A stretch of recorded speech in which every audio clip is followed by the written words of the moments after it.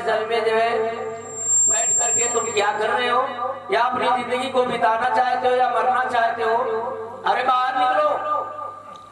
एकदम से जो है वैसे क्रोध में थे आदमी ब्राह्मण, भगवान से कहने लगे मरूं या जिंदा रहूं तुमसे क्या मतलब है? तुमसे क्या मतलब है? मरूं या जिंदा रहूं तुमसे क्या मतलब है? मैं अपनी जिंदगी से परेशान होकर के अपनी जिंदगी को जो है अपने आप को आत्महत्या करने आया हूं। इसी जल में डूब के मर जाऊंगा, अब कभी जिंदा नहीं रहूंगा। भगवान कहने लगे बाहर निकल के आओ। वैसे तो ब्राह्मण नहीं मानते, कई बार भगवान ने कहा तो आत्मदेव ब्राह्मण देवता बाहर निकल करके जल से आए, और जिस समय जल से बाहर निकल करके आए, जिंदगी को व्यतीत करने आए हो, इसमें मरने के लिए क्यों आए हो? एकदम से जो है ब्राह्मण देवता कहने लगे आप साधु हैं। साधु भगवान का रूप होता है। अगर आप सच्चे साधु हो तो समझ लीजिए हम एक इंसान अपनी जिंदगी को खत्म कब करता है? अपनी जिंदगी में आप बचे आए हो। हाथ जोड़ करके आत्मदेव ब्राह्मण कहने लगे हे प्रभु समझ तो सब कुछ गए हो। भगवान कहने लगे चिंता न करो, हम तुम्हें आशीर्वाद देते हैं और जिनका इतिहास में नाम लिखा जाएगा ऐसे पुत्र तुम्हारे होंगे।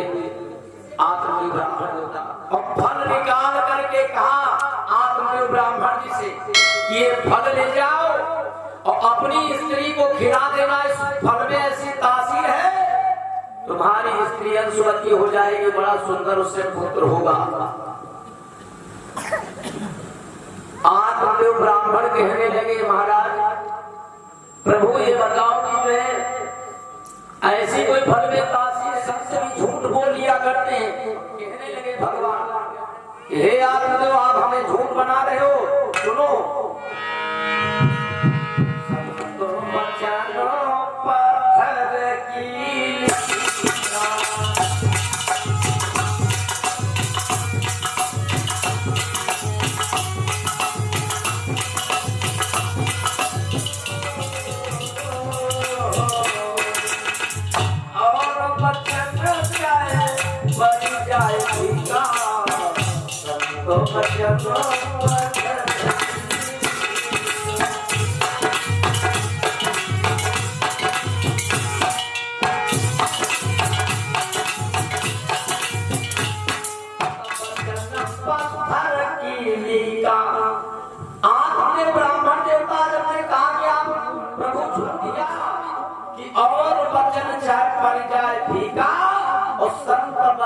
पत्थर की संत का वचन कभी मारे थे सोचने लगे चल फल को ले लिया।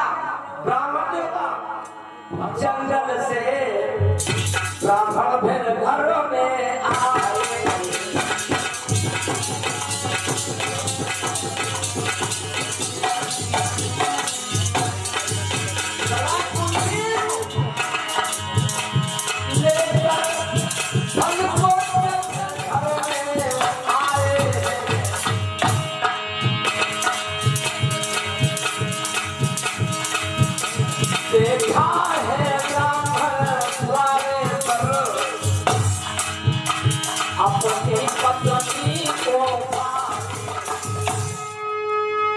जिस समय आज ब्राह्मण देवता भगवान ने उनको फल दिया और ब्राह्मण देवता फल की धुंधली खड़ी है, ब्राह्मण देवता ने दिया हुआ धुंधली से कहने लगे ये फल लो और इसको खा लो।